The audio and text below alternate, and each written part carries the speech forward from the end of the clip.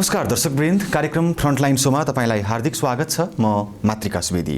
हामी यस कार्यक्रममा आम जनतासँग प्रत्यक्ष अप्रत्यक्ष सम्बन्ध राख्ने विभिन्न विषयमा आधारित रहेर विभिन्न क्षेत्रका व्यक्तित्वहरूसँग संवाद गर्ने गर्छौं र संवादकै लागि आज मसँग हुनुहुन्छ काभ्रे जिल्लामा रहेको धुलीखेल नगरपालिकाका नगर प्रमुख अशोक बेन्जु। सँगसँगै उहाँसँग थुप्रै अरू जिम्मेवारीहरू पनि छन्। उहाँ नेपाल नगरपालिका संघको प्रमुखको रूपमा हुनुहुन्छ भने नेपाल कम्युनिस्ट पार्टी नेकपा का अध्यक्ष केपी शर्मा ओली नेतृत्वको समूहमा केन्द्रीय सदस्य हुनुहुन्छ। सँगसँगै काभ्रे जिल्लाको नेकपा अध्यक्ष समेत हुनुहुन्छ। आज म उहाँसँग विशेष गरी उहाँको भूमिकामा प्रत्यक्ष रूपमा छिरेर भन्दा पनि समग्र समसामयिक राजनीतिमा प्रभाव पार्ने सामाजिक आर्थिक राजनीतिक परिवर्तनका विषय, नेपालमा यसको प्रभाव कस्तो छ, कस्तो हुनुपर्थ्यो, युवाहरूमा चेतनाको स्तर कस्तो छ, जनता र राज्य बीचको यो देखिँदै गएको बढ्दै गएको ग्यापलाई कसरी हामीले कम गर्न सक्छौँ, कसरी व्यवस्थापन गर्न सक्छौँ लगायतका विषयमा आधारित रहेर संवाद गर्नेछु। आउनुहोस् आजका मेरा अतिथिलाई स्वागत गरौँ। स्वागत छ कार्यक्रम फ्रन्टलाइन शोमा। धन्यवाद। तपाईँ आराम हुनुहुन्छ? एकदम ठिक छु। आज हामी तपाईँको भूमिका भन्दा अलिकति फरक, कहीँ न कहीँ त जोडिएला, तर अलिकति फरक विषयमा कुराकानी गर्छौँ। यो अलिकति भनौँ न उत्प्रेरणा जगाउने पनि हुन सक्ला, कसैलाई शिक्षाप्रद पनि हुन सक्ला। खासमा तपाईँको बुझाइमा, तपाईँ लामो समयदेखि नेपाली राजनीतिमा हुनुहुन्छ, जनता के हुन् छोटोमा? अब नेपाली समाजको राजनीतिक चेतनाको कुरा गर्दा नेपाली समाजको रूपान्तरणको जुन अभ्यास नेपाली आधुनिक राजनीतिमा भइरहेको छ, ती सबै राजनीतिक अभ्यासहरूले जनताले चाहिँ आत्मसात गरेको छ। त्यो आत्मसात किन गरेको छ भने हाम्रो समाजभित्र रहेको सामाजिक आर्थिक सांस्कृतिक विषमता जुन छ, त्यो विषमता अन्त गर्नका लागि चाहिँ जनताहरूको अपेक्षा छ। यो अपेक्षाको नेतृत्व कसै न कसैले गरिदियोस् भन्ने उसको चाहना छ। त्यसको सङ्गठित स्वरूप बनेको राजनीतिक दलहरू हुन् र त्यो दलहरूको नेतृत्वकर्ताहरू हुन्। ती नेतृत्वकर्ताहरूलाई क्रमशः, चाहे त्यो राणा शासन होस्, चाहे त्यो शाह शासन होस्, चाहे मल्लकालीन अवस्थामा होस्, चाहे त्यो तपाईँको लिच्छवीकालीन अवस्थामा होस्, चाहे तपाईँको बहुदल कालमा होस्, चाहे पञ्चायत कालमा होस्, गणतन्त्र आइसकेको अवस्थामा पनि ती नेतृत्वदायी संस्थाहरूलाई, वो व्यक्तिहरूलाई नेपाली राजनीतिक क्षेत्रमा चाहिँ जनताले विश्वास गरेको छ।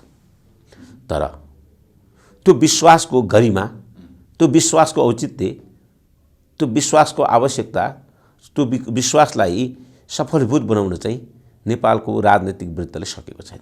त्यसकारण नेपाली जनता भनेको अहिलेको लागि अपेक्षाकृत गतिशीलताको आवश्यकता चाहिरहेको, सोचिरहेको एउटा क्यानभास जस्तो भएको छ। जुन क्यानभासलाई तपाईँले, चित्र त एउटै छ, तपाईँको सोचहरूले विभिन्न परिभाषा, विभिन्न बुझाइहरू, विभिन्न अनुभूति गरिराख्नु भएको छ। मैले जो अनुभूति गरिराखेका छौँ त्यस्तै नेपाली जनताले नेपाली समाजको राजनीतिलाई विविध कोणबाट अनुभूति गरिरहेको छ। किनभने हाम्रा राजनीतिले पक्षधरताको मात्र वकालत गर्यो। जनता बिना राजनीति सम्भव छैन, यो त खुलेर भन्न सकिन्छ, हैन?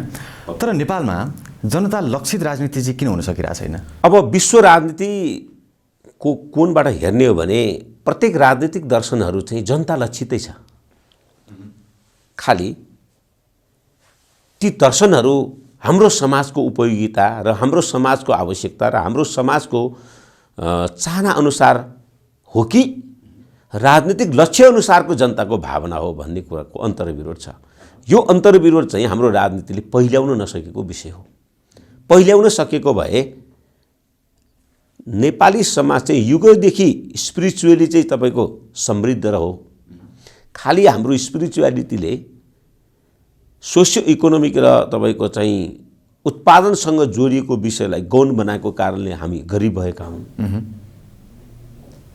हाम्रो एजुकेसन चाहिँ तपाईँको आधुनिक हुन नसकेको कारणले हामी विश्वका अन्य देशहरू र अन्य मानिसहरूको तुलनामा हामी आधुनिक युगमा कमजोर भएका हौँ। हामीले न हाम्रा पूर्वजहरूले स्थापना गरेको शास्त्रीय ज्ञानलाई बलियो बनाउन सक्यौँ र परिमार्जन गर्न सक्यौँ, न अरूले बनाएको ज्ञानबाट हामी पूर्ण रूपमा दीक्षित हुन सक्यौँ। दुईटा फरक फरक विचारहरूको बिचको न फ्युजन हुन सक्यौँ, न तिनटै हुन नसकेपछि हामी दिग्भ्रमित अवस्थामा छौँ, जसले गर्दा हाम्रो पोलिटिक्स, हाम्रो सोसाइटी, हाम्रो पुस्ताहरू हामी आफ्नो मौलिक स्वरूपमा उभिन सकेन। जनताका लक्ष्य र चाहनासँग राजनीतिज्ञ या राजनीतिको लक्ष्य र चाहना मिल्दै नमिलेर यो राजनीतिक घटनाक्रम विविध खालका यो घटनाक्रम हुँदै आएका हुन्। परिवर्तन अभ्यास चाहिँ त्यसमा होइन, अभ्यास त्यस्तो नहुनुपर्ने थियो होइन।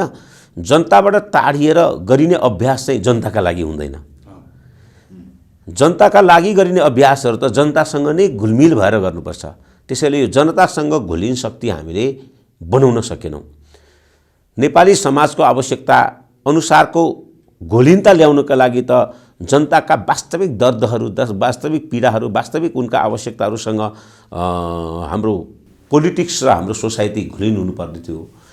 एउटा त्यो हुन सकेन। दोस्रो, जनताले आफूसँग भएको, आफूलाई हुनुपर्ने आफ्ना आवश्यकताहरू आफूले नेतृत्वको रूपमा स्वीकार गरेको मानिसलाई त्यही वृत्तमा तानिरहन सकेन। त्यो भनेको जनता नेताप्रति ओरिएन्टेड र नेता जनताप्रति ओरिएन्टेड हुनुपर्ने यो सार्वभौमिक सत्तालाई चाहिँ हामीले एकले अर्कालाई तपाईको चाहिँ एउटा सहयोगी, एउटा लाभ दिने र एउटा लाभ प्राप्त गर्ने ठाउँमा हामी पुर्यायौँ। जनताको लागि लाभ दिने नेता पनि होइन, नेताको सहयोगी जनता पनि होइन। जनताभित्रबाट नेता उत्पादन हुने भएको हुनाले नेता आखिरमा जनता नै हो। जनता। त्यो भाव नेपालका नेताहरूमा छैन। मैले ठ्याक्कै यहाँ आउन खोजिरहेको थिएँ। हामीले जनताहरूलाई यसरी राजनीतिक प्रशिक्षण गरायौँ कि जनता हो तपाईहरू हामी बिना अपुरो हुनुहुन्छ, हामी नै हो तपाईहरूको सबथोक, सर्वेसर्वा हामी नै हो, हामी बिना तपाईहरूको जीवन चल्दैन। सिधा बुझ्दा अलिक तितो छ। यसरी हामीले जनताको दिमागमा छिराइदिउँ राजनीति भन्ने विषयलाई। छिराउन त त्यसरी छिराएको होइन, छिर्न त्यसरी छिर्यो होइन। जनताबाट एक तह माथि उठिसकेपछिको तह भनेको जनताको जीवन छ, उसको चाहिँ आवश्यकतालाई समर्पित गर्नुपर्ने। यो सर्वाङ्गीन सोचलाई गतिशील बनाउन नसकेर जनतालाई चाहिँ खालि आफू माथिल्लो चरणमा पुग्न, माथिल्लो ठाउँमा पुग्न, माथिल्लो मान्छे बन्नका लागि प्रयोग गर्ने साधनको रूपमा नेतृत्वले सम्झिन थाल्यो भने यस्तो परिणाम आउँछ। त्यसकारणले गर्दा नै त हो आज सबै सत्ताहरू जनतालाई सपनासँग जोडिएर माथि पुर्याउँदै पनि आफ्नो बनि नसकेको अवस्था हो। 7 सालको क्रान्तिमा जनताले विद्रोह गर्यो, अब मुक्ति हुन्छ, अब परिवर्तन हुन्छ, अब हाम्रो जीवन बदलिन्छ भन्यो। त्यहाँबाट आशा प्राप्त गर्न सकेन। पञ्चायतले पनि थोरै बहुत आशा जगाएका थिए, त्यो पनि निराशामा परिणत भयो। 46 सालको आन्दोलन पनि ठुलो आशा जगाएको थियो, त्यसले पनि भरिपूरण गर्न सकेन। 62-63 को आन्दोलनले पनि एउटा परिवेश निर्माण गरेको थियो, त्यसले पनि भरिपूरण गर्न सकेन। र आज देशमा सत्ता छ, सरकार छ, जनता छ, तर त्यो जनता र सत्ताको परिपूरण हुन सकिरहेको छैन। एक आपसको घुलनशीलता बढ्न सकिरहेको छैन। कहाँ सत्ताले जनतालाई र जनताले सत्तालाई एक अर्काका परिपूरक ठानी नरहेको अवस्था सृजना भएको छ, जसको परिणाम सत्ताले गर्ने प्रत्येक क्रियाहरू जनताको जीवनको समृद्धि र अपेक्षा पूरा गर्नतर्फ उन्मुख भयो कि भएन भन्ने कुरा चाहिँ आजको युगको पुस्ताले प्रश्न गरिरहेको छ। उसको प्रश्नको निरूपण चाहिँ आजको निकास हो। त्यो ठाउँमा हामी पुर्याउन सक्यौँ भने हाम्रा समृद्धिका आधारहरू, हाम्रा विकासका अवस्थाहरू, हाम्रो जनताका असन्तुष्टिहरूले न्यूनीकरण गर्न सकिन्छ। त्यो गर्न सकेन भने फेरि पनि तपाईँको चाहिँ खाडल सृजना हुन्छ, जुन खाडल पूर्णलाई चाहिँ गाह्रो हुन्छ। जनता र राज्य बीचको या जनता र सत्ता या जनता र सरकार बीचको जो सुसम्बन्ध हुनु पर्थ्यो, यो विविध कालखण्डमा विभिन्न खालका आन्दोलन त्यही हुन नसकेको उपज हुन्। तपाईँको कुराको भावले त्यही देखियो। तर अहिले यतिखेरसम्म, अहिले हामी 77 सालमा छौँ, 62-63 को अन्तिम आन्दोलन, अहिलेसम्मको अन्तिम आन्दोलन पछिको यो झन्डै 15 वर्ष बितिसक्यो होइन। अहिले फेरि प्रतिशतको हिसाबले हेर्दाखेरि जनता र सत्ता बीचको सुसम्बन्ध हुन नसकेको अवस्था बढिरहेको छ, घटेको छैन। अब के हामी फेरि आन्दोलन नै गर्ने कि राजनीतिको कोर्स नै चेन्ज गर्ने? मतलब नेपालमा राजनीति गर्ने ढङ्ग परिवर्तन गर्न आवश्यक देखिएको हो। यस्तो छ, हामी त्यसरी पुरा निराश हुनुपर्ने स्थिति पनि छैन। हाम्रो अपेक्षा चाहिँ सबभन्दा तल्लो तहमा गरिबीको, अशिक्षाको, बेरोजगारको, उत्पादनसँग, आर्थिक जीवनसँग हामीले हेर्ने हो भने चाहिँ तल निकै कमजोर छ। त्यो कमजोरलाई हामीले माथि उठाउनका लागि चाहिँ हाम्रो प्रयत्न हो, सबै पक्षको प्रयत्न हो। त्यो प्रयत्न चाहिँ हाम्रो आवश्यकता चाहिँ गुणात्मक परिवर्तन हो। यहाँ भइरह्यो सङ्ख्यात्मक परिवर्तन भयो। सङ्ख्यात्मक परिवर्तनले हामीलाई हाम्रो गन्तव्यमा पुग्नका लागि धेरै समय लाग्ने हो। गुणात्मक परिवर्तनले चाहिँ हामी छिटै त्यो लाभ प्राप्त गर्न सक्छौँ।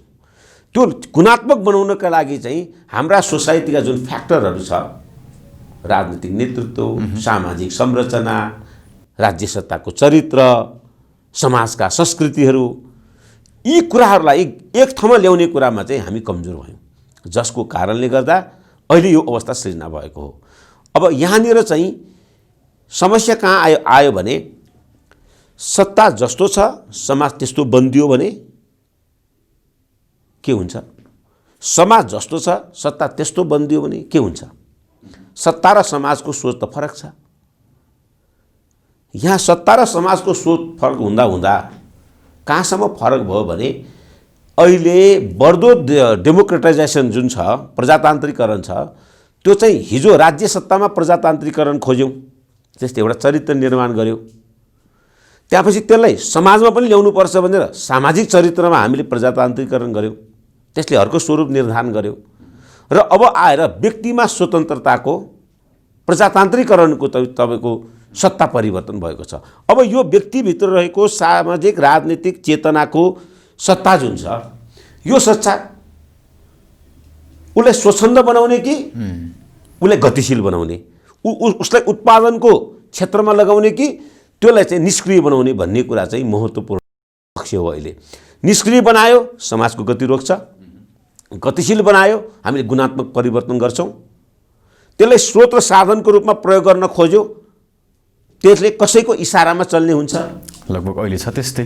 त्यसैले हामीले चाहेको विषय चाहिँ के हो भन्ने विषयमा चाहिँ समाजको समग्र चरित्र हाम्रो एकाम्य पनि छैन। त्यो एकाम्य नभएको कारणले हामी त 125 जाति, 102 भाषाभाषी, भूगोल पहाड तराई, विभिन्न वर्गमा हामी छौँ। हाम्रा सोच, हाम्रा मानसिकता, हाम्रा चाहना हैन हिजो एउटा थियो, आज एउटा भइरहेको छ। आजको युगको पुरुषहरू, आजको युगका महिलाहरू, आजका जनजातिहरू, आजका दलितहरू, आजका आदिवासीहरू, आजका मधेस पहाड तराईका मानिसहरूको सामाजिक परिवर्तन हामीले कहाँ पुर्यायौँ, राजनीतिक परिवर्तन कहाँ पुर्यायौँ, आर्थिक परिवर्तन कहाँ पुर्यायो भन्ने कुराले चाहिँ निर्धारण गर्छ समाजका चेतना। त्यो चेतनालाई सत्ताले सही ढङ्गले बुझिदियो र त्यस अनुसारको नीति, त्यस अनुसारको नियम, त्यस अनुसारको कार्यक्रम, त्यस अनुसारको बजेट, त्यस अनुसारको योजना ल्यायो भने अघि तपाईँले भनेको ठाउँमा हामी पुग्दैनौँ, आशावादी हुन्छौँ। यदि त्यो गर्न सकेन भने हामी निराशा पुग्छौँ। आज त्यो गर्न सकेन भन्ने कुरा हो। ल्याउने मात्रै होइन, कार्यान्वयनको पाटो पनि छ। सबभन्दा कमजोरी त्यहाँनिर पनि छ। हामीले प्रजातन्त्र ल्यायौँ, हामी नेपालीहरूले प्रजातन्त्रले पछि हुँदै जाँदा लोकतन्त्र अझ गणतन्त्रसम्म आयो। पटक पटक जुन शासन व्यवस्थाको विरुद्धमा या विपक्षमा अथवा परिवर्तनको लागि लडाइँ भयो, आन्दोलन भयो, आजसम्म पनि उही शासन व्यवस्था, उही सत्ता, उही प्रवृत्ति, उही संस्कार, जनतालाई हेर्ने उही दृष्टि अझै तितो हुनसक्छ। कुदृष्टि त नभन्नु होला, कुदृष्टि जस्तै झन्नै। अब अघि यहाँले भन्नुभयो आशावादी हुनुपर्छ। जनताले आशावादी हुने ठाउँ ठ्याक्कै के हो? जनताले आशावादी हुने ठाउँ चाहिँ धेरै छ जस्तो मलाई लाग्छ। किनभने हाम्रो नेपाली राजनीति सत्ताको लामो यात्रा चाहिँ विभिन्न पुस्ताहरूले शासन गरे। अब नेपालको हिस्ट्रीमा सबभन्दा पहिलो तपाईँको अवस्था सृजना भएको छ कि यो समाजको सबभन्दा बलियो पक्ष भनेको चाहिँ आज 42% 16 देखि 40 वर्षको युवाहरूले नेपालको जनसङ्ख्यामा बाहुल्यता छ। 40%, 40 देखि 42%। र यदि हामीले उत्पादनको आधार लिने हो भने 60% जनताहरू श्रम गर्न सक्ने, हामीले त्यसलाई चाहिँ श्रम शक्तिको रूपमा लिने भने 52% जनताहरू चाहिँ नेपाली समाजमा चेतनाको हिसाबले, तपाईँको श्रमको हिसाबले, एजको हिसाबले, गुणको हिसाबले बलियो शक्तिको चाहिँ समाजमा प्रतिनिधित्व छ। यो प्रतिनिधित्व गरेको चेतनाको, यो प्रतिनिधित्व गरेको पुस्ताको भावना, चाहना र आजको आवश्यकता अनुसारको राज्य सत्ता निर्माण भयो भने, समाजका विभिन्न तह र तबकाहरूमा उसको चाहिँ नेतृत्वदायी भूमिका भयो भने समाज रूपान्तरण चाहिँ छिटो हुन सक्छ र यो निराशाका कुराहरू चाहिँ आशामा बदल्छ। तपाईलाई अवगत छ नि सर, अघि यहाँले भन्नुभयो 42% 16 वर्षदेखि कति वर्ष भन्नुभयो? 40 वर्ष उमेरसम्मको एउटा युवा उमेरको नेपाली नागरिकको सङ्ख्या 42% छ। तीमध्ये कति प्रतिशत देश बाहिर छन्? अब अहिले लगभग 45 लाख युवाहरू चाहिँ बाहिर छ भन्ने हामीसँग तथ्याङ्कमा आएको छ। 45 लाख भन्दा बढी युवा नेपाल बाहिर हुँदाखेरि हामी नेपालभित्रको विकासको परिकल्पना कसरी गर्न सक्छौँ? यो त दुईटा हो। सबै युवाहरूले सामाजिक, आर्थिक, राजनीतिक, सांस्कृतिक परिवर्तनमा भूमिका खेलेको हुन्छ। प्रत्यक्ष कुनै पार्टीको नेतृत्वमा पुगेर, कुनै दलको नेता भएर कुनै सत्तामा पुग्नु नै सामाजिक रूपान्तरणको आधार हो भन्ने होइन। कसैले बौद्धिक रूपमा गर्छ, कसैले आर्थिक रूपमा गर्छ, कसैले सांस्कृतिक रूपमा गर्छ, कसैले अध्ययन अनुसन्धान गरेर समयसम्म समाजको पहिचान गरिदिन्छ, कसैले चाहिँ एक्टिभ रोल खेलेर त्यसको भूमिकामा उसले चाहिँ काम गर्छ। त्यसैले लिडरसिप भनेको चाहिँ केवल कुनै एउटा पदमा पुगेर गर्ने काम मात्र होइन, उसको सोसाइटीका अन्य फ्याक्टरहरूमा उत्पादनसँग जोडिएर हुनसक्छ होइन, सांस्कृतिक रूपान्तरणमा उसको भूमिका हुनसक्छ। जस्तो 45 लाख नेपालीहरू चाहिँ विदेशमा छन्, उसले नेपालको इकोनोमीमा एउटा कन्ट्रिब्युसन गरिराखेको छ भनौँ न, उसले रेमिट्यान्स हामीले पठाइराखेको छ। त्यो रेमिट्यान्स चाहिँ पठाउने कुरामा, त्यो रेमिट्यान्सले चाहिँ नेपालमा हाइड्रो पावरमा इन्भेस्ट गर्यो भने, यहाँको उद्योगमा इन्भेस्ट गर्यो भने, यहाँको कृषिमा इन्भेस्ट गर्यो भने, नेपालको आधुनिक विकासमा उसले चाहिँ इन्भेस्ट गर्यो भने, पूर्वाधार विकासमा इन्भेस्ट गर्यो भने, सोसियो इकोनोमिक चेन्ज गर्नलाई त्यो पनि उसको योगदान हुन्छ, त्यो पनि उसको नेतृत्वदायी भूमिका हुन्छ। त्यसैले पुस्ताले हस्तक्षेप गर्ने भनेको केवल सत्तामा गएर व्यक्तिको ठाउँमा व्यक्ति पुग्ने होइन, त्यो विचारको, त्यसको श्रमको, त्यसको चेतनाको, त्यसको सिपको प्रतिनिधित्व गर्ने हो। प्रश्न के देखिएछ भने हस्तक्षेप त त्यसरी गर्ने होइन, म पनि मान्छु हरेक युवाले आफ्नो ठाउँबाट जस्तो सक्छ त्यस्तै योगदान गर्ने हो राष्ट्रको लागि। तर हस्तक्षेप नगरेरै होला सायद। विगत 3 दशक, झन्डै 2.5-3 दशकदेखि उही नेतृत्व छ नेपालमा, उसकै हालिमुहाली छ नेपालको राज्य सत्तामा, र पो परिवर्तन नभएको हो कि? अब त पदको लागि, सत्ताको लागि पनि हस्तक्षेप जरुरी छैन र? सत्ताको लागि त सधैँ पुस्ताको हस्तक्षेप हुनुपर्छ, भएको पनि छ। 7 सालको क्रान्ति नयाँ पुस्ताले नै गरेको हो। तर राजनीतिक परिवर्तन मात्र हाम्रो अभिष्ट भयो, सामाजिक आर्थिक रूपान्तरण हाम्रो अभिष्ट भएन। त्यस कारणले गर्दाखेरि सामाजिक, आर्थिक र सांस्कृतिक क्षेत्रमा जसको वर्चस्व थियो त्यसकै वर्चस्व कायम गरेर राजनीतिक परिवर्तनले मात्र समाज परिवर्तन हुँदैन। पुस्ता त थियो नि, विश्वेश्वर प्रसाद कोइराला पहिलो पटक मन्त्री हुँदा होइन 28-30 वर्ष कति वर्षको हुनुहुन्थ्यो, हस्तक्षेप थियो। तर शरीर युवा हुनु र चेतना युवा हुनु फरक हो। चेतना युवा हुनु र एक्सनमा उसको भूमिका हुनुमा फरक हुन्छ। एक्सनमा उसको भूमिका हुनु तर परिणाम ल्याउन नसक्नु अर्को परिस्थिति हो। त्यसैले समाजको समग्र चक्रमा युवाहरूको प्रतिनिधित्व हुनुपर्ने कुरा चाहिँ त्यो हो, केवल त्यो एउटा चिज मात्र होइन। 46 सालको आन्दोलनमा पनि युवाहरूकै प्रतिनिधित्व थियो होइन। तपाईँको चाहिँ 30-32 वर्षको मदन भण्डारी थिए होइन तपाईँको। त्यसैले युवाहरूको प्रतिनिधित्व नभएको होइन, भौतिक प्रतिनिधित्व मात्र होइन। 30-32 के केपी शर्मा ओली थिए, 30-32 के माधव कुमार नेपाल थिए, 30-32 के शेरबहादुर देउवा थिए। भने यो पुस्ताले हस्तक्षेप गर्यो र त्यो त तपाईँको हिजोको संस्कृतिको परिवर्तन आयो नि, त्यसकारण होइन त्यो केही पनि नभएको होइन नि, ठुलो परिवर्तन आयो। खालि तपाईँ हाम्रो अहिलेको कन्भर्सेसनमा हामीले बुझ्नुपर्ने विषय चाहिँ के हो भने, अघि तपाईँले भन्नुभएको 30 वर्षसम्म त्यही नेतृत्व रहनु भनेको चाहिँ एउटा पार्टीमा एकजना नेता 30 वर्षसम्म अध्यक्ष हुनु, एउटा मान्छे 4 पटक प्रधानमन्त्री हुनु, नेपालको राजनीतिक क्षेत्रका मानिसहरू जो त्यसको एङ्करको रूपमा रहेको छ उसलाई पृष्ठपोषण गर्ने, समाजका अरू अङ्गहरू कमजोर भयो भने उसले जे गरे त्यो स्वीकार्नुपर्ने हुन्छ। उसलाई दबाब सृजना गर्न पारेर अनि लाग्छ नि त आफ्नो नीति नियमहरू, उसले त्यो कमजोर बनाउन खोज्छ। समाजको चेतनाले चाहिँ त्यो कमजोरलाई बुझ्नुपर्छ र त्यसलाई हस्तक्षेप गर्नुपर्छ। यो हस्तक्षेप चाहिँ जरुरी छ। त्यो हस्तक्षेप कहाँ अवरुद्ध भयो भने प्रजातन्त्रको सबभन्दा सुन्दर पक्ष भनेको व्यक्तिभित्र रहेको असङ्ख्य सम्भावनाहरू हो। त्यो असङ्ख्य सम्भावनाहरूलाई प्रस्फुटन गर्न दिनुपर्छ। त्यो प्रस्फुटित समाजले चाहिँ हस्तक्षेप गर्छ। अब यो कहाँनिर बिग्रियो भने जब तपाईँको चाहिँ 46 सालको आन्दोलनपछि माथि संसदीय चुनावहरू त भए, जनताको सबभन्दा तल्लो गरिबी, कमजोर, अशिक्षा, पूर्वाधारको विकास नभएको, पछाडि परेको क्षेत्रहरू भनेको ग्रामीण क्षेत्र हो। त्यो ग्रामीण क्षेत्रको जीवन संरचनालाई नेतृत्वदायी भूमिका निर्वाह गर्नका लागि पहल भएको भनेको त 49 साल र 54 सालको चुनाव हो। त्यसपछि स्थानीय चुनाव पनि भएन। चुनाव नभएपछि शासन प्रक्रियामा उसको चाहिँ भूमिका, उसको चाहिँ तपाईँको काम चाहिँ तल्लो तहको मान्छेले सहभागी हुन पाएन। 17 वर्ष चुनाव भएन। माथिल्लो संरचनाका मान्छे मात्र हालिमुहाली भयो। अनि तल्लो तहमा के भयो, 62-63 को जनआन्दोलन पूर्व भएको तपाईँको कथित जनयुद्धले समाजको कन्स्ट्रक्टिभ तपाईँको चाहिँ क्षेत्रमा युवाले पठाएन, डिस्ट्रक्टिभ क्षेत्रमा पठायो। जसले गर्दाखेरि युवाहरू बन्दुक बोके, उसले पढ्ने कुरा छोडे, उसले तपाईँको चाहिँ उद्योग धन्दा व्यापार व्यवसाय गरेर सृजनात्मक क्षेत्रमा छोड्यो। मुलुक अर्को 10 वर्ष पछाडि धकेलियो। म जस्तै युवाको अब आगामी दिनका चुनौतीहरू के हुन सक्लान्? यो अहिलेको राजनीतिक घटनाक्रम, पछिल्लो राजनीतिक घटनाक्रमलाई केन्द्रित भएर विश्लेषण गर्दाखेरि चाहिँ म जस्तो युवाले अब बेहोर्नुपर्ने चुनौती के हुन्, प्राप्त गर्न सक्ने सम्भावनाहरू के हुन्? अबको पुस्ता तपाईँ हामी जस्तो युवाहरूले अब भोग्नुपर्ने समस्या भनेको चाहिँ धेरै छ।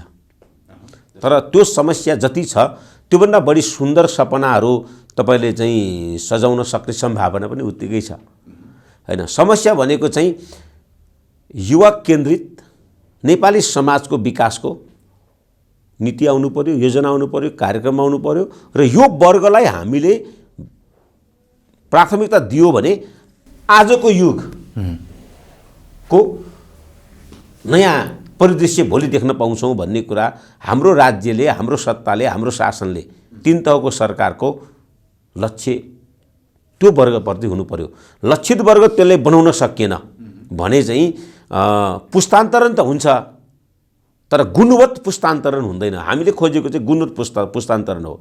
अब हाम्रो समाजको महिला, दलित, युवा, आदिवासी, जनजाति, त्यो अपाङ्गता भएका मानिसहरू चाहिँ हाम्रो समाजको सबभन्दा पछाडि परेको वर्ग क्षेत्र हो। यो वर्ग क्षेत्रप्रति राज्यको भूमिका के हो? खाली राजनीतिक सहभागिताको कुरा मात्रले पनि पुग्दैन रहेछ। आर्थिक सामाजिक रूपान्तरणको पक्षमा चाहिँ हाम्रो भूमिका भएन भने त्यसले रूपान्तरण त हुन्छ। एकपटक एकजना मान्छे मन्त्री भएर उसको जीवनको समृद्धिको सम्भावना म देख्दिनँ। ऊ इमान्दार छ भने उसको जीवनको समृद्धिको सम्भावना त म देख्दिनँ। ऊ बेमान हुनुपर्छ उसको समृद्धिको आधार देख्ने, व्यक्तिगत समृद्धि बन्छ। अब हामीले व्यक्तिगत समृद्धि चाहिँ बेमान बनेर होइन, इमान्दार बनेर चाहिँ गर्न खोज्ने हो भने चाहिँ यो बेला चाहिँ अहिले राज्यको स्रोत हैन, राज्यको योजना, राज्यको कामहरू चाहिँ महिला, दलित, बालबालिका, अपाङ्ग, युवा लक्षित कार्यक्रम हामीले बढी गर्नुपर्छ। महिलाले के चाहिएको छ, युवाले के चाहिएको छ, त्यो भयो राज्यले गर्नुपर्ने कुरा, राज्यले गर्नुपर्ने व्यवस्थाका कुरा भयो। युवाकै कुरा गर्दाखेरि चाहिँ युवाले चाहिँ कस्तो भूमिका खेल्नुपर्छ? नेपालमा भएका युवाले राजनीतिक भूमिका सही ढङ्गले निभाउन सकेका छन्? अब यस्तो छ, नेपाली युवाहरूले राजनीतिमा क्रमिक रूपमा हस्तक्षेप गर्दै पनि गइरहेको छ, उसको गुण देख्दै पनि आइरहेको छ। तर ऊ चाहिँ हैन क्रिकेट मैदानमा गएर फुटबल खेल्न सक्दैन, फुटबल मैदानमा गएर भलिबल खेल्न सक्दैन, भलिबल मैदानमा गएर क्रिकेट खेल्न सक्दैन। ऊ यस्तो वृत्तभित्र छिरेको छ कि उसले चाहेको जस्तो त्यहाँ गर्न सक्दैन, अरूले चाहेको जस्तो गर्नुपर्ने स्थिति उसलाई निर्माण गरिदिएको छ। त्यसैले युवाभित्र रहेको स्वतन्त्र उसको अभिव्यक्ति, स्वतन्त्र उसको क्षमता, स्वतन्त्र उसको सृजनशीलता, स्वतन्त्र उसको व्यक्ति विकासलाई चाहिने पृष्ठभूमि समाजका अन्य क्षेत्रमा निर्माण गर्नु पर्यो। अनि मात्र उसले त्यो जे उसँग खुबी छ त्यही कुरा उसले गरेर देखाउन सक्छ। यो स्थिति सृजना गर्यो भने चाहिँ तपाईँ जस्तो युवाहरूले सोचेको कुराले सार्थकता लिन्छ। म सामान्य उदाहरण दिन्छु। हाम्रो गाउँघरमा सधैँ गीत गाउँछ, सधैँ दोहोरी खेल्छ, दोहोरी चलेकै छ नि, युगौँदेखि चलेको छ। तर प्रकाश सपुतले एउटा गीत गाउँछ हैन, गलबन्दी, त्यो युट्युबमा जान्छ, करोडौँ मान्छेले हेर्छ र प्रकाश सपुत चाहिँ सामान्य मान्छेबाट चर्चित हुन्छ, करोडपति पनि हुन्छ।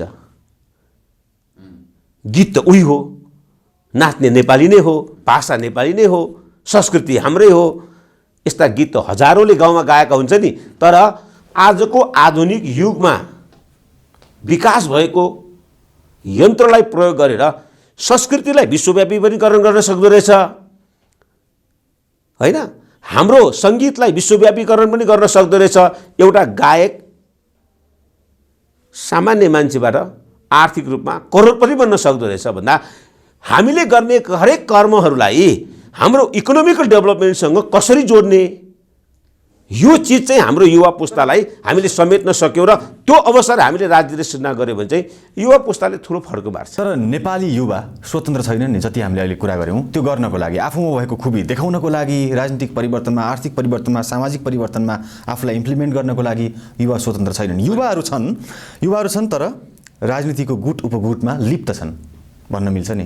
अब तपाईँले यो एउटा पक्षबाट हेर्नुभयो, अब हामीले अर्को पक्षबाट के हेर्नुपर्छ भने एउटा पक्ष त्यो हो तपाईँले भन्नुभएको, अर्को पक्ष चाहिँ के हो भने युवाहरू चाहिँ तपाईँको पोलिटिक्सभित्र पनि तपाईँको सृजनशील भइदियो भने, होइन, पोलिटिक्सभित्र पनि तपाईँको चाहिँ आफ्नो विचार चाहिँ प्रखर रूपमा राख्न सक्ने भयो भने सत्ता केवल सीमित अवधिको लागि व्यक्तिको हुन्छ, सत्ता चाहिँ फेरि व्यक्तिको लागि चाहिँ सदाका लागि हुन्छ।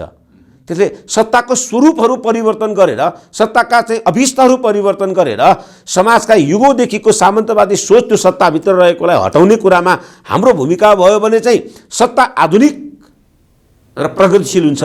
सत्ता प्रगतिशील र आधुनिक भयो भने पुस्तालाई तपाईँको चाहिँ प्रतिनिधित्व गर्छ, होइन भने सत्ता उही नै राखेर तपाईँको चाहिँ पुस्ता परिवर्तन हुन सक्दैन, त्यो आंशिक हुन्छ। जस्तो तपाईँले म एउटा भन्छु, अहिलेको सरकार 2/3 नजिक छ, सरकार नेकपाको छ तर सत्ता चाहिँ नेकपाको हुन सकेको छैन। त्यस कारणले गर्दा हिजो बाह्य हस्तक्षेप हुन्थ्यो, आज आन्तरिक हस्तक्षेपद्वारा नै सरकारलाई अप्ठ्यारो पारेको छ। यसमा फरक मत पनि छन्, यसमा हामीहरू छिरो फरक मत हुनु भनेको चाहिँ व्यक्तिको अन्तर्निहित स्वार्थहरूले सृजना गरेको मत भनेको नेपाली समाजका लागि बहिष्कृत हो। नेपाली समाजको रूपान्तरण गर्नका लागि आएको व्यक्तिको मत भनेको चाहिँ सर्वस्वीकृत हो।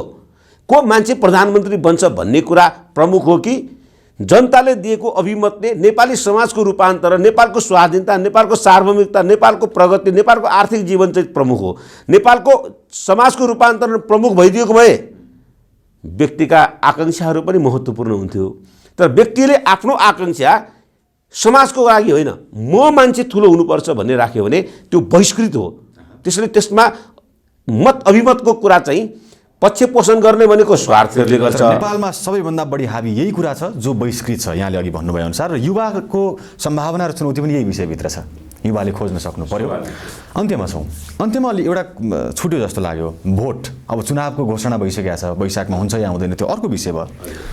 जनताले भोट कहिलेसम्म हालिराख्ने अथवा भोट अधिकार नै हो त भन्ने कुरामा जनता सशङ्कित छन् अहिले। यतिखेर म सशङ्कित छु, म एउटा जनता, म एउटा युवा, शिक्षित युवा। भोट कसरी अधिकार हो? नेपालमा भोट सधैँभरि खेर गइरहेको छ भने भोट कसरी अधिकार हुनसक्छ भन्ने पनि एउटा कुरा छ। प्रजातन्त्रको सम्पूर्ण तपाईँको सम्पूर्णता भनेको चाहिँ यसका विविध कोणबाट हेर्नुपर्छ। नेपालमा प्रजातन्त्रको व्याख्या चाहिँ अलिकति फरक छ। दल खोल्न पाउनु, पार्टीमा सहभागी हुन पाउनु, चुनाव लड्न पाउनु, भोट हाल्न पाउनु, अनि भोट हालेर जितेको दलको बहुमतले सरकार बनाउनु, होइन, त्यो सरकारले काम गर्नु भन्ने कुरा नै हाम्रो बहुदलीय प्रजातन्त्रको नर्म्स हामीले बुझिराखेका छौँ। कुरा त्यो होइन, त्यो त सिस्टम हो। प्रजातन्त्रको सुन्दर पक्ष भनेको चाहिँ व्यक्तिभित्र अन्तर्निहित उसका क्षमता र तागतहरूलाई प्रस्फुटन हुन दिनका लागि बनाउने वातावरण हो। अघि पनि हामीले सानो छलफल गऱ्यौँ, व्यक्तिभित्र रहेको अन्तर्निहित क्षमता तपाईँले समाजको बनाउन सक्यो भने समाजको वृद्धि विकास ठुलो हुन्छ। त्यसो भयो भने चाहिँ भोट हाल्ने र नहाल्ने कुरा नै गौण हुन्छ, त्यो गौण हुन्छ, होइन। भगवान बुद्धले त कहिले पनि भोट हालेन नि, उनी महान छन्। सेक्सपियरले त कहिले भोट हालेन नि, उनी महान छन् नि। भोट हालेर मात्र समाजको प्रगति हुने होइन, त्यो राज्य व्यवस्थालाई सही ट्र्याकमा लानका लागि जनता स्वयं आफैले आफ्नो शासन व्यवस्थामा आफ्नो लागि आफैले शासन नगर्ने भएको हुनाले आफूसँग अन्तर्निहित सार्वजनिक सत्ता चाहिँ आफ्नो प्रतिनिधिहरूलाई दिएको हो। त्यो प्रतिनिधिहरू मैले छानेको मान्छे राम्रो हुन्छ भन्ने, मैले छानेको मान्छेले हिजो राम्रो गर्छ भन्ने विश्वासले दिएको हो। त्यो विश्वास कायम गर्न सक्यो, त्यसलाई फेरि भोट हाल्नुहोस्। विश्वास कायम गर्न सकेन, तपाईँले भोट नहाल्नुहोस्। तपाईँसँग त्यो सार्वजनिक सत्ता छ कि आफूले आफ्नो आकाङ्क्षा र चाहना अनुसार राष्ट्र निर्माण नगर्नेहरूलाई तपाईँले पुरस्कृत वा बहिष्कृत गर्न सक्ने तपाईँसँग तागत छ। प्रजातन्त्रको यो सुन्दर पक्षलाई चाहिँ हामीले गौण बनायौँ। यो चाहिँ भोट हाल्ने कुरा चाहिँ हामीले के बनायौँ भने कयौँ ठाउँमा चाहिँ म खानदानी काङ्ग्रेस, म खानदानी कम्युनिस्ट भन्छ। यो खानदानीको कुरा होइन नि, चेतनाको कुरा हो राजनीति।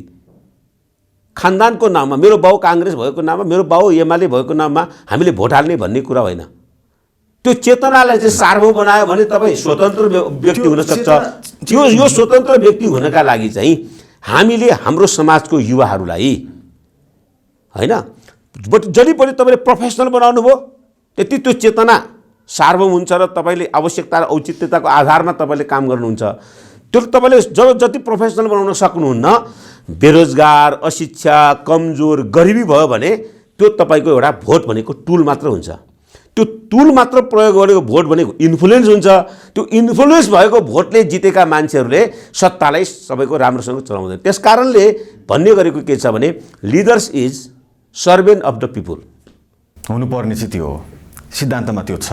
हो, यो सिद्धान्तलाई सार्थक बनाउन पर्छ। त्यो छैन, बिल्कुल छैन। होइन, हामीले प्रयत्न गर्नुपर्छ। जस्तै जनतासँग त्यो अन्तर्निहित चाहिँ स्वतन्त्रतालाई सार्वभौम गराउने सामर्थ्य छ, तर त्यो सामर्थ्य परिचालन गर्ने चाबी तपाईँ त नभनौँ, तपाईँहरू जस्तै राजनीतिज्ञको हातमा छ।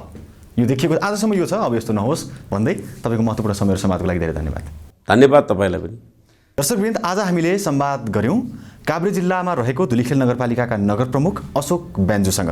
सँगसँगै उहाँसँग अरू विभिन्न जिम्मेवारीहरू छन्। उहाँ नेपाल नगरपालिका सङ्घको अध्यक्ष प्रमुख हुनुहुन्छ भने नेपाल कम्युनिस्ट पार्टी नेकपाका केन्द्रीय सदस्य जो ओली समूहबाट भर्खरै मनोनित हुनुभएको छ भने काभ्रे जिल्लाका नेकपाका अध्यक्ष समेत हुनुहुन्छ। हवस् दर्शकवृन्द, आजको कार्यक्रमबाट हामी सबै बिदा माग्छौँ। नमस्ते।